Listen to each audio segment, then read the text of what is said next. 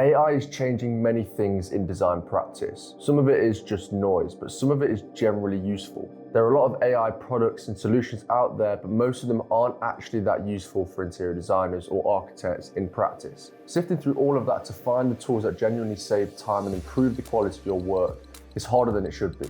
And just to be upfront, these tools that I'm going to show you are not perfect. They're not a finished solution, but they are genuinely useful. And I think interior designers and architects should know that they exist and understand where they could fit in your workflow. In this video, I want to show you 3 AI tools in Rayon that I actually find useful when building presentations. If you don't know me, my name is Thomas Roundtree. I'm an architect, and this is Rayon. There's a link in the description to create a free Rayon account and follow along. So let's get into it. Tool number 1 is going to be block generation. Now, the problem that this solves is that when a client shares a product that they love, let's say a specific sofa or piece of furniture from a supplier website, a chair they found on Pinterest, a light fitting from a brand they want to use, the right response is to get the product into the floor plan so the presentation reflects the actual design rather than, let's say, a generic placeholder. And you can do this using the AI block generation.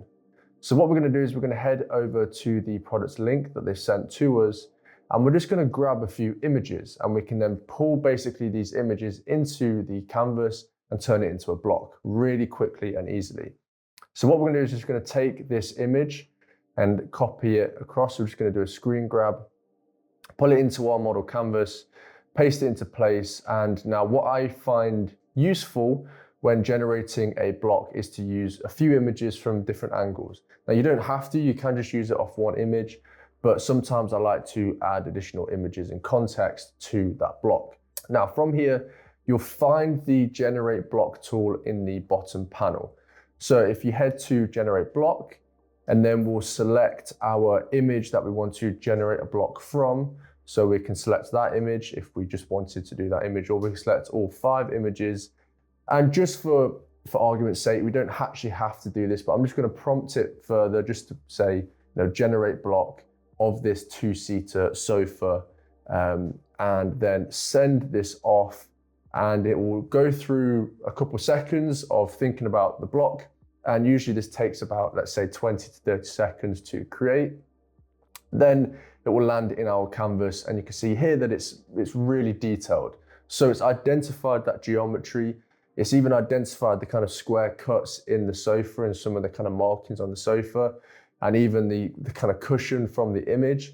And you can see it's really kind of nicely done with plenty of detail. And even better, it has the top-down, front and side views all integrated into the block. And you can see how this can become very useful when you're working in between a floor plan, section and elevation. So you can jump between the block in different views. Now, there will inevitably be some geometry that maybe isn't quite right, or some elements that you want to delete. In this case, we've got these kind of lines going up, which we might not want, so we can just delete those. We want to be careful not to delete too much of the geometry.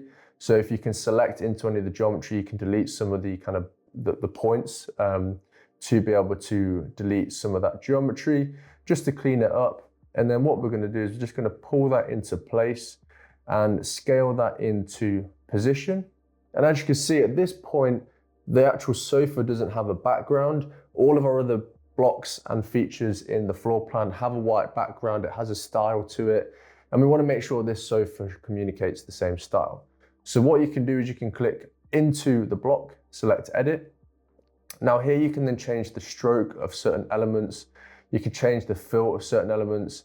And what you'll find is that when it generates this block, it will create geometries that are either sometimes joined, which will allow you to apply a fill to it. Sometimes the blocks might be a little bit kind of messy in their geometry, which you can then go in and clean. So it won't come out absolutely perfect, but in this case, you can find a kind of piece that you can add a background fill to. So in this case, we've got pretty much the full coverage of that background identified.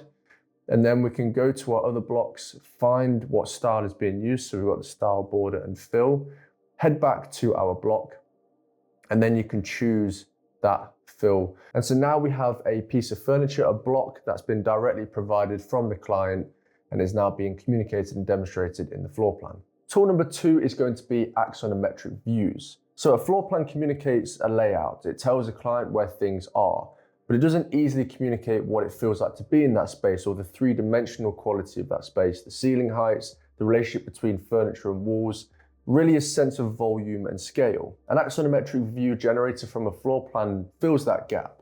It's not a render, it's not a 3D model, it's just a three-dimensional view of the same drawing, generated directly from a two-dimensional floor plan, literally in seconds. So go down to your AI tools again, and we're gonna generate axonometric. So we can then select a screenshot of that image, and we'll just send that off, and it will give it a moment before generating a view like this. And you'll see it's identified the floor finish, it's identified all of the furniture, the general kind of composition and layout is pretty accurate, to be honest. Even the sofa here, when we zoom into this sofa, you can see that it's very accurate to the sofa that we had initially as our reference. And you can prompt this further. You can go back into it. You can select the edit/generate image.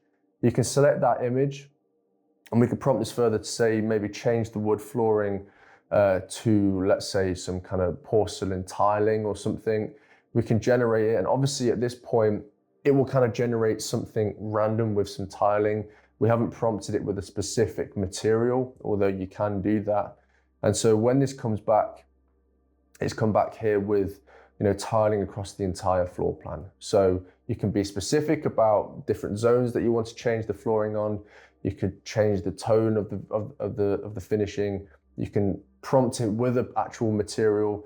And you can see here that this is a really powerful and useful addition to your presentations to help describe those spaces to clients.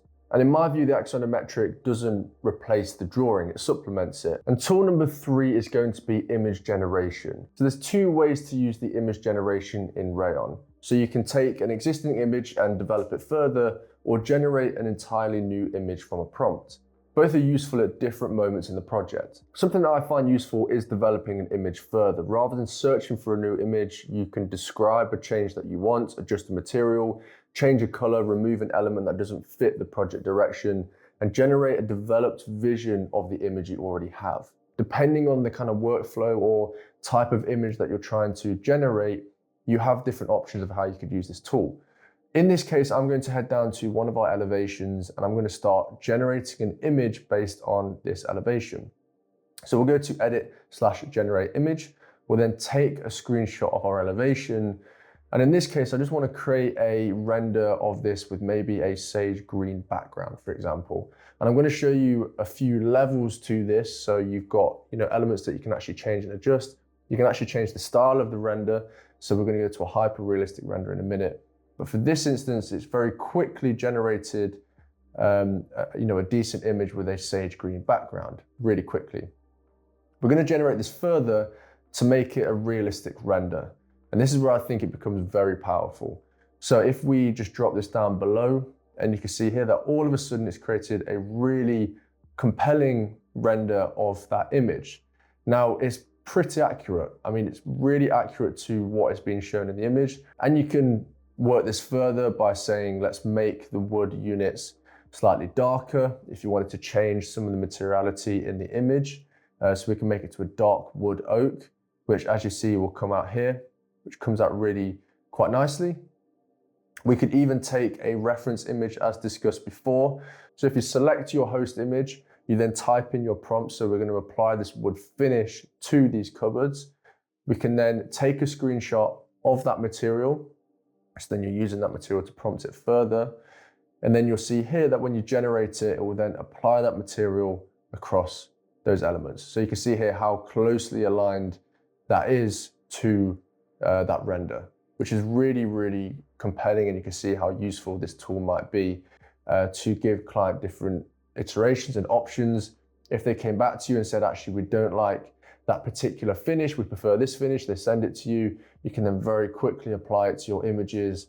It's a really, really great, fast and clean way to elevate your presentations and add that supplementary material. And these AI generated images are references. They're not visualizations of the actual project.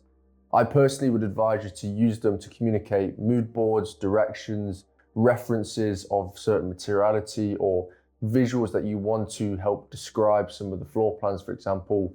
They're not the finished result. They should be labeled clearly as supporting or supplementary material in your presentations. And as a bonus, I'm going to show you the upscaling tool. Now, I find this particularly useful. There's often times when I'll be sent an image from a client, or someone who's sending me a reference image that is low quality and low resolution. Or when you're looking through examples of images online, you copy it into the canvas and it isn't quite the resolution that you're after. Now, take this front cover, for example. This is a particular image that you can see the resolution is fairly low.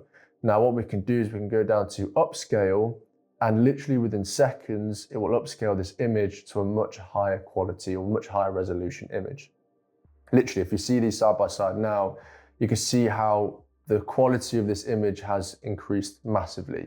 And that was just done really with literally a click of a button on the upscale tool.